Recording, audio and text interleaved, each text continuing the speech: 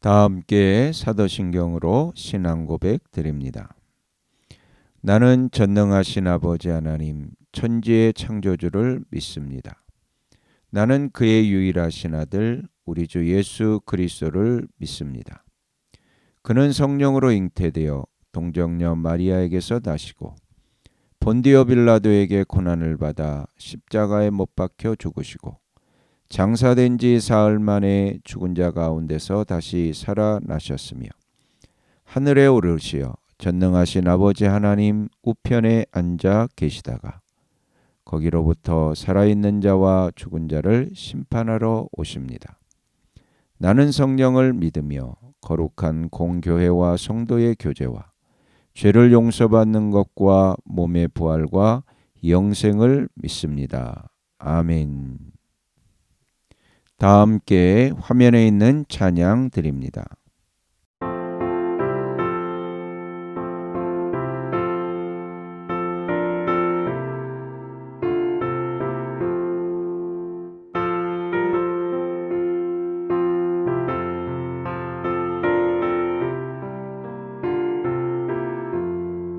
주의 말씀 받은 그날 참 기쁘고 복되도다. 이 기쁜 마음 못 이겨서 온 세상에 전하노라. 기쁜 날 주 나의 죄 다 씻은 날 늘 깨어서 기도하고 늘 기쁘게 살아가리. 기쁜 날 주 나의 죄 다 씻은 날 이 좋은 날 내 전한 몸 새 사람이 되었으니 이 몸과 마음 다 바쳐서 영광의 주를 섬기리. 기쁜 날 주 나의 죄 다 씻은 날 늘 깨어서 기도하고 늘 기쁘게 살아가리. 기쁜 날 주 나의 죄 다 씻은 날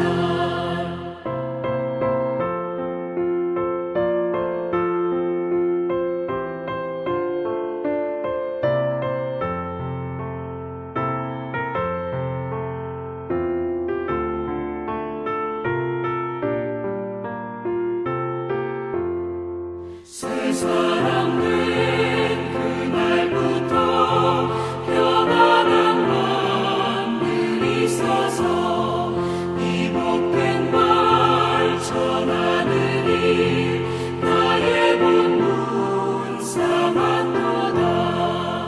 기쁜 날 주 나의 죄 다 씻은 날 늘 깨어서 기도하고 늘 기쁘게 살아가리. 기쁜 날 주 나의 죄 다 씻은 날 아멘.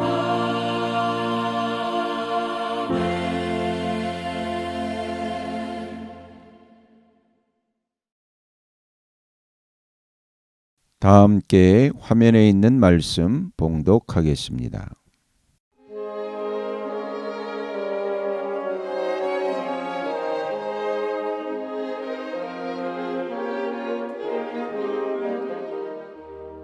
제13장 회개하지 않으면 망한다.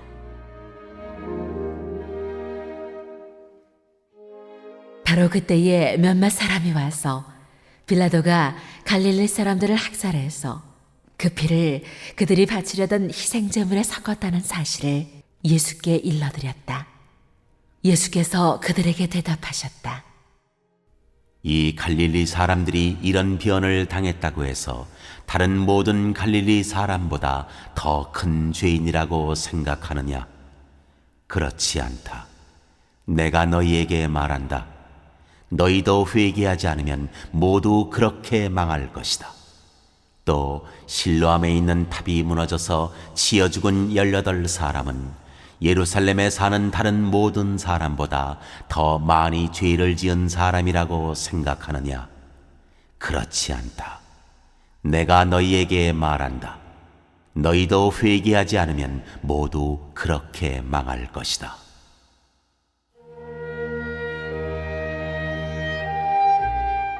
열매를 맺지 못하는 무화과 나무의 비유.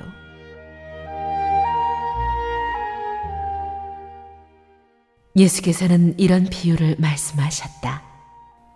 어떤 사람이 자기 포도원에다가 무화과 나무를 한 그루 심었는데 그 나무에서 열매를 얻을까 하고 왔으나 찾지 못하였다. 그래서 그는 포도원지기에게 말하였다. 보아라, 내가 새해나 이 무화과 나무에서 열매를 얻을까 하고 왔으나 열매를 본 적이 없다. 찍어버려라. 무엇 때문에 땅만 버리게 하겠느냐? 그러자 포도원지기가 그에게 말하였다. 주인님, 올해만 그냥 두십시오. 그동안에 내가 그 둘레를 파고 거름을 주겠습니다. 그렇게 하면 다음 철에 열매를 맺을지도 모릅니다.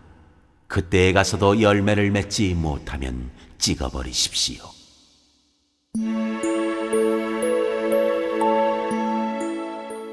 안식일에 등 굽은 여자를 고치시다.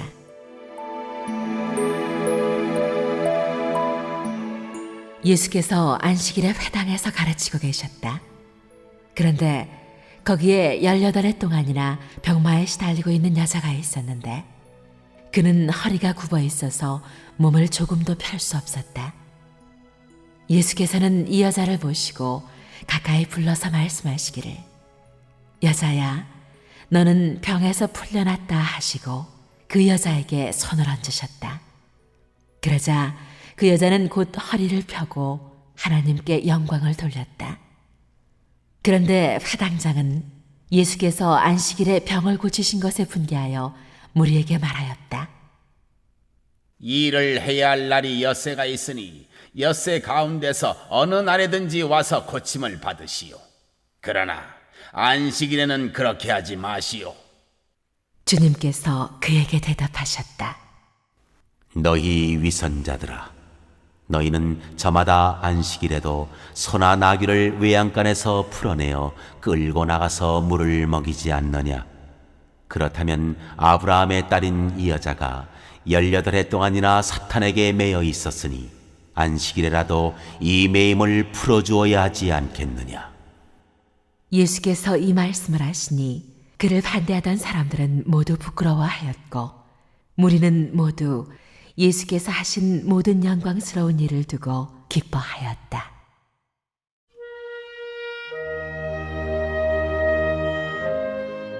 겨자씨와 누룩의 비유.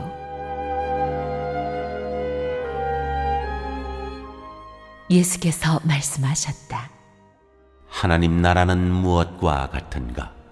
그것을 무엇에다가 비길까? 그것은 겨자씨의 다음 경우와 같다. 어떤 사람이 겨자씨를 가져다가 자기 정원에 심었더니 자라서 나무가 되어 공중의 새들이 그 가지에 깃들였다. 예수께서 다시 말씀하셨다. 하나님 나라를 무엇에다가 비길까? 그것은 누룩의 다음 경우와 같다. 어떤 여자가 누룩을 가져다가 가루 서말 속에 섞어 넣었더니 마침내 온통 부풀어 올랐다.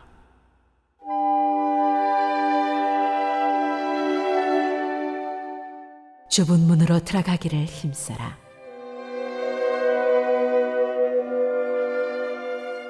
예수께서 여러 성읍과 마을에 들르셔서 가르치시면서 예루살렘으로 여행하셨다. 그런데 어떤 사람이 예수께 물었다. 주님, 구원받을 사람은 적습니까? 예수께서 그들에게 대답하셨다. 너희는 좁은 문으로 들어가기를 힘써라. 내가 너희에게 말한다. 들어가려고 해도 들어가지 못하는 사람이 많을 것이다. 집주인이 일어나서 문을 닫아버리면 너희가 밖에 서서 문을 두드리면서 주인님, 문을 열어주십시오 하고 졸라도 주인은 너희가 어디에서 왔는지 나는 모른다 하고 대답할 것이다. 그때 너희가 말하기를 우리는 주인님 앞에서 먹고 마셨으며 주인님은 우리를 길거리에서 가르치셨습니다 할 터이나 주인이 너희에게 말하기를 나는 너희가 어디에서 왔는지 모른다. 불의를 일삼는 자들아 모두 내게서 물러가거라 할 것이다. 아브라함과 이삭과 야곱과 모든 예언자는 하나님 나라 안에 있는데 너희는 바깥으로 쫓겨난 것을 너희가 보게 될 때에 거기서 슬피 울면서 이를 갈 것이다. 사람들이 동과 서에서 또 남과 북에서 와서 하나님 나라 잔치자리에 앉을 것이다. 보아라, 꼴찌가 첫째가 될 사람이 있고 첫째가 꼴찌가 될 사람이 있다.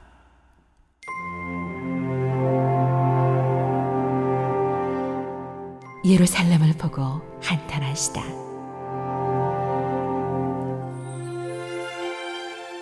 바로 그때에 몇몇 바리새파 사람들이 다가와서 예수께 말하였다.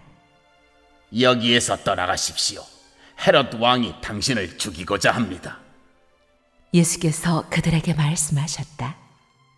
가서 그 여우에게 전하기를 보아라, 오늘과 내일은 내가 귀신을 내쫓고 병을 고칠 것이요 사흘째 되는 날에는 내 일을 끝낸다 하여라. 그러나 오늘도 내일도 그 다음 날도 나는 내 길을 가야 하겠다. 예언자가 예루살렘이 아닌 다른 곳에서는 죽을 수 없기 때문이다. 예루살렘아, 예루살렘아, 예언자들을 죽이고 네게 파송된 사람들을 돌로 치는구나. 암탉이 제 새끼를 날개 아래에 품듯이 내가 몇 번이나 네 자녀를 모아 품으려 하였더냐. 그러나 너희는 그것을 원하지 않았다. 보아라, 너희의 집은 버림을 받을 것이다. 내가 너희에게 말한다. 너희가 말하기를 주님의 이름으로 오시는 분은 복되시다 할 그때가 오기까지 너희는 나를 다시는 보지 못할 것이다.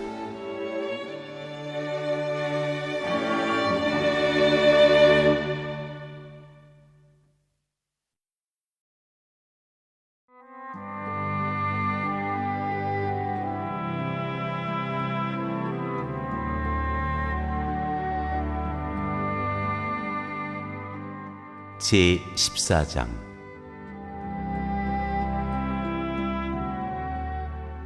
수종병 앓는 사람을 고치시다.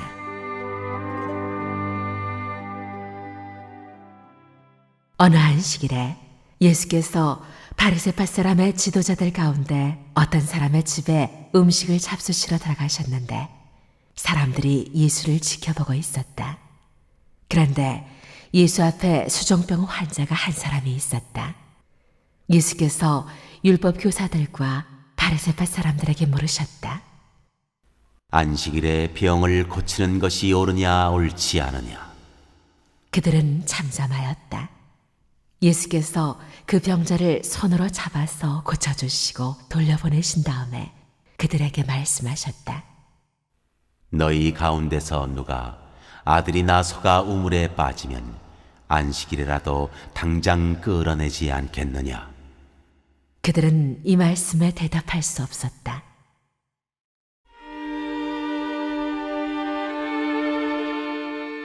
낮은 자리에 앉으라.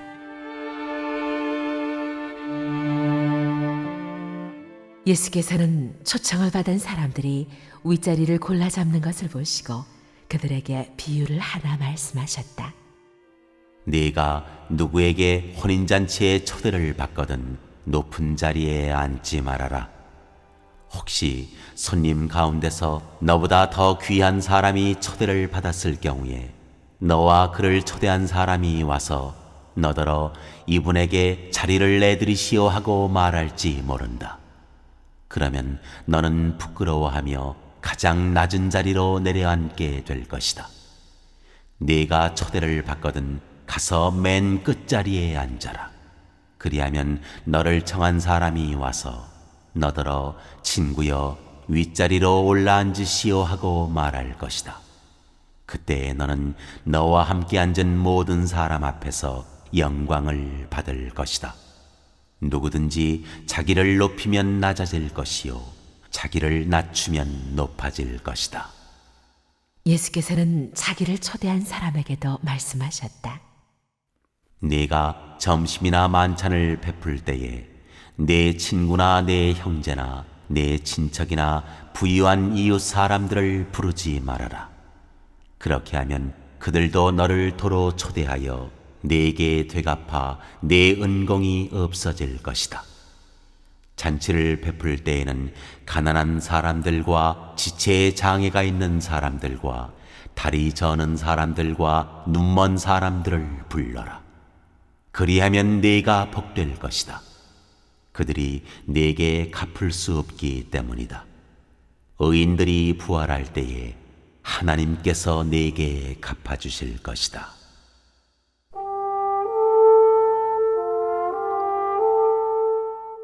큰 잔치의 비유.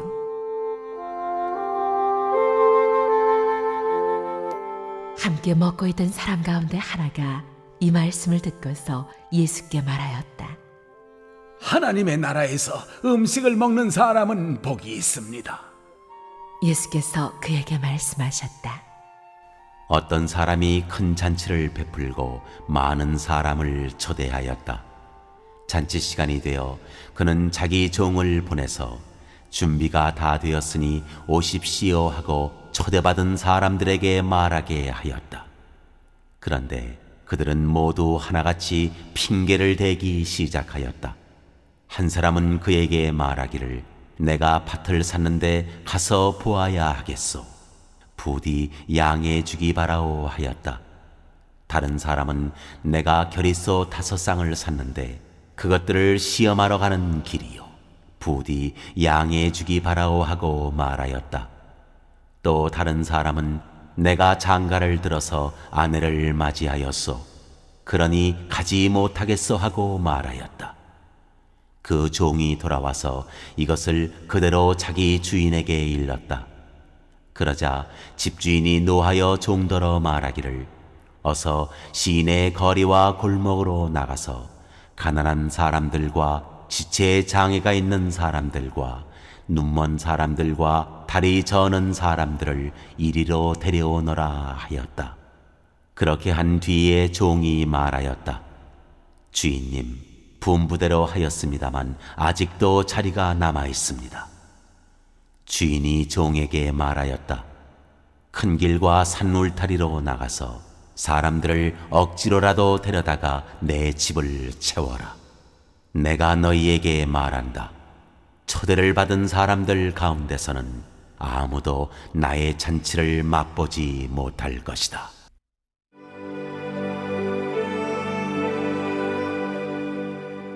제자가 되는 길.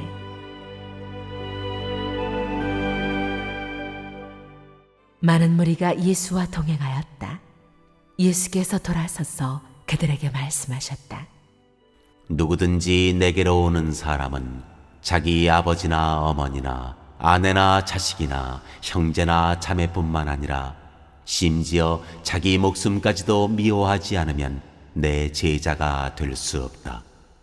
누구든지 자기 십자가를 지고 나를 따라오지 않으면 내 제자가 될 수 없다. 너희 가운데서 누가 망대를 세우려고 하면 그것을 완성할 만한 비용이 자기에게 있는지를 먼저 앉아서 셈하여 보아야 하지 않겠느냐. 그렇게 하지 않아서 기초만 놓은 채 완성하지 못하면 보는 사람들이 그를 비웃을 것이며 이 사람이 짓기를 시작만 하고 끝내지는 못하였구나 하고 말할 것이다. 또 어떤 임금이 다른 임금과 싸우러 나가려면 2만 명을 거느리고서 자기에게로 쳐들어오는 그를 자기가 만명으로 당해낼 수 있을지를 먼저 앉아서 헤아려 보아야 하지 않겠느냐. 당해낼 수 없겠으면 그가 아직 멀리 있을 동안에 사신을 보내서 화친을 청할 것이다.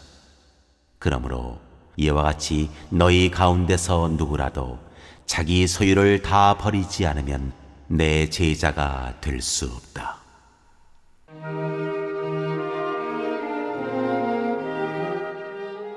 맛있는 소금은 쓸데없다.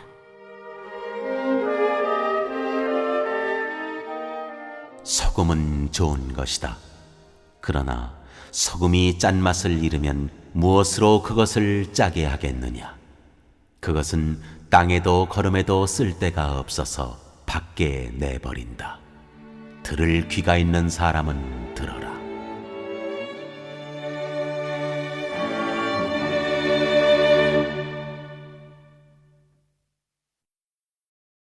오늘 읽은 말씀을 가지고 인마 하나로 묵상하겠습니다.